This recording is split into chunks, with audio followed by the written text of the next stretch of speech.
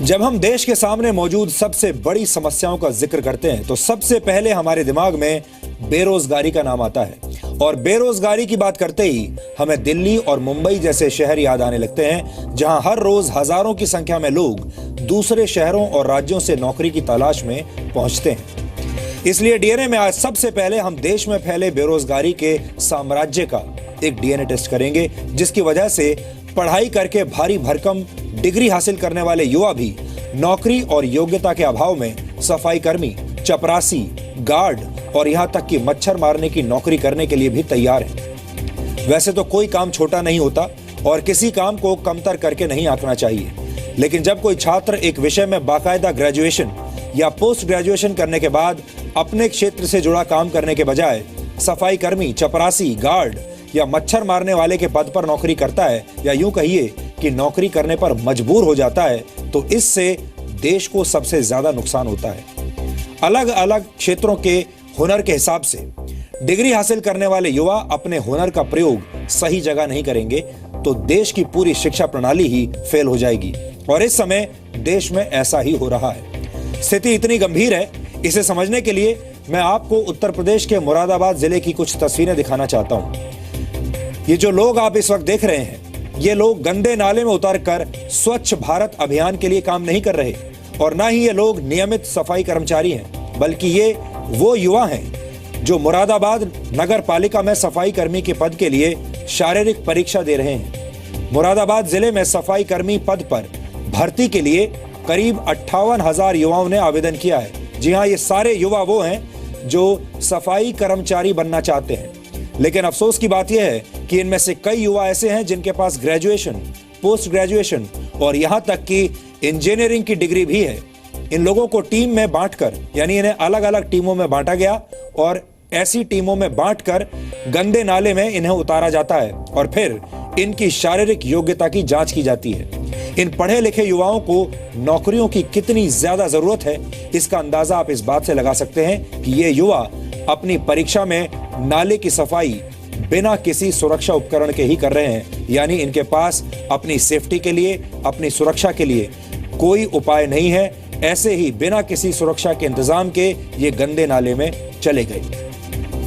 देश में बेरोजगारी की भयानक स्थिति का एक ज्वलंत उदाहरण हमने पिछले वर्ष 16 सितंबर को भी आपको दिखाया था, जब उत्तर प्रदेश विधानसभा सचिवालय में चपरासी की नौकरी पाने के आवेदकों में 255 ऐसे थे जिनके पास पीएचडी की डिग्री थी, जबकि बीए, बीटेक और बीएससी पास आवेदकों की संख्या 1 लाख से ज्यादा थी। भारत को युवाओं का देश कहा जाता है। भारत में 20 वर्ष से कम उम्र के युवाओं की संख्या 54 करोड़ है। यह भारत की कुल आबादी का 41% है, 41%, जबकि भारत में ग्रेजुएट युवाओं की संख्या करीब 6 करोड़ 80 लाख है। युवाओं का देश कहे जाने वाले भारत में हर वर्ष 30 लाख से ज्यादा युवा ग्रेजुएट या पोस्ट ग्रेजुएट की पढ़ाई पूरी करते हैं, यानी पोस्ट ग्रेजुएशन की पढ़ाई हर साल इतने लोग पूरी कर लेते हैं। ऐसे हर 3 युवा ग्रेजुएट्स में से एक बेरोजगार रह जाता है। भारत में नौकरी करने की उम्र 15 वर्ष से 60 वर्ष के बीच मानी जाती है। भारत में इस उम्र के लोगों की संख्या करीब 73 करोड़ है। इनमें से सारे लोग एम्प्लॉयबल नहीं है। 73 करोड़ लोगों में से एक सीमित संख्या ही ऐसी है जो कि नौकरी के लायक है, और नौकरी के लिए योग्य लोगों में भी सबको नौकरी नहीं मिलती। इनमें से भी 2 करोड़ 70 लाख लोग ऐसे हैं जिनके पास कोई नौकरी नहीं है। सबसे चिंता की बात यह है कि इनमें पढ़े लिखे युवाओं की तादाद ही सबसे ज्यादा है। बेरोजगारों में 25% युवा 20 से 24 वर्ष की उम्र के हैं, जबकि 25 से 29 वर्ष की उम्र वाले युवाओं की संख्या 17% है। यहां तक कि तकनीकी शिक्षा हासिल करने वाले देश के 16% युवा भी बेरोजगारों की लिस्ट में शामिल हैं। इसके अलावा हमारे पास वर्ष 2013 और 14 की श्रम मंत्रालय की एक रिपोर्ट है जो ये कहती है कि हमारे देश में 18 से 29 वर्ष की उम्र के ग्रेजुएट्स और उससे ज्यादा पढ़े लिखे युवाओं में बेरोजगारों की संख्या 28% है। अब सवाल यह है कि हम इन युवाओं को कैसा भविष्य दे रहे हैं। ये कैसा भविष्य है जिसमें पढ़े लिखे युवा अच्छी नौकरी की तलाश में भटक रहे हैं और नालों की सफाई कर रहे हैं। ये विश्लेषण देखकर एक बार के लिए आपको हो सकता है हंसी भी आ सकती है, लेकिन ये हंसने का नहीं बल्कि शोक मनाने का विषय है। हम युवा देश होने पर गर्व तो बहुत महसूस करते हैं, लेकिन हम अपने युवाओं को उनकी योग्यता के अनुसार काम नहीं दे पाते। पढ़े लिखे बेरोजगारों की ऐसी दयनीय हालत के लिए हमारी शिक्षा व्यवस्था भी उतनी ही दोषी है, लेकिन हमारे सिस्टम को लगता है कि सब कुछ ठीक ठाक है।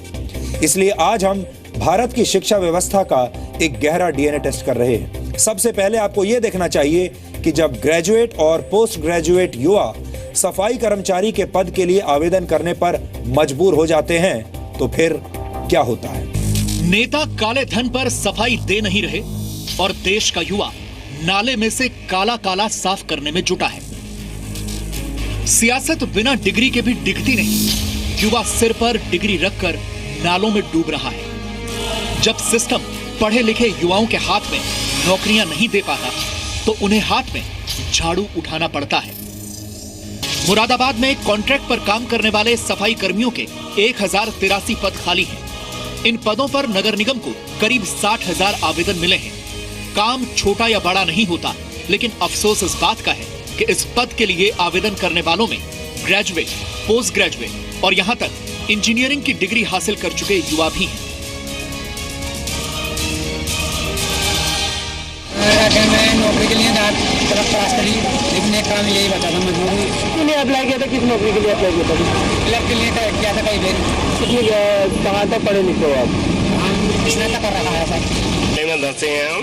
नाले में धंसने के बाद हमने कार्य किया है। कार्य करने के बाद सफाई की। सफाई करने के बाद हमसे बोला आपका इंटरव्यू होगा। इंटरव्यू देने के लिए ही आते हैं। अच्छा, क्या क्वालिफिकेशन है आपकी? किस तरह से कार्य लिया गया? मेरी MA BEd और M.Ed के लिए लिस्टों में जिनका नाम है उनके इंटरव्यू हो रहे हैं और उन्हें नाले में जाकर या फिर रोड पर झाड़ू लगाकर अपना साक्षात्कार देना पड़ रहा है। इंटरव्यू यानी कि इंटरव्यू देना पड़ रहा है। क्या आपकी क्वालिफिकेशन है? मेरी क्वालिफिकेशन तो बहुत है सर। क्या है? मैं B.Com पास हूँ और मास्टर ऑफ कॉमर्स करता हूँ। उत्तर प्रदेश विधानसभा सचिवालय में चपरासी के 368 पदों के लिए 23 लाख से ज्यादा अर्जियां आई, जिनमें से सिर्फ 53,426 लोग ही 5वीं पास थे। छठी से 9वीं पास आवेदकों की संख्या 2,16,763 थी। 18,72,660 आवेदक 10वीं से 12वीं पास थे। चपरासी बनने के इच्छुक 1,52,730 आवेदक ग्रेजुएट थे। 24,969 आवेदकों ने पोस्ट ग्रेजुएशन की हुई थी, जबकि 255 PhD डिग्री होल्डर भी चपरासी बनने के इच्छुक थे। एक डिग्री हासिल करने के लिए वक्त, पैसा और उम्र बीत जाती है, इस उम्मीद में कि एक दिन अच्छी नौकरी मिल पाएगी। लेकिन 21वीं सदी के भारत में न जाने ऐसे कितने पढ़े लिखे युवा हैं जिन्हें किसी न किसी वजह से अच्छी नौकरी तो छोड़िए, अपनी शिक्षा के मुताबिक नौकरी तक नहीं मिल पाती। ये दुखद विडंबना है कि आज हमारे देश में चौथी पास नौकरी के लिए PhD क्वालिफाइड उम्मीदवार आवेदन कर रहा है।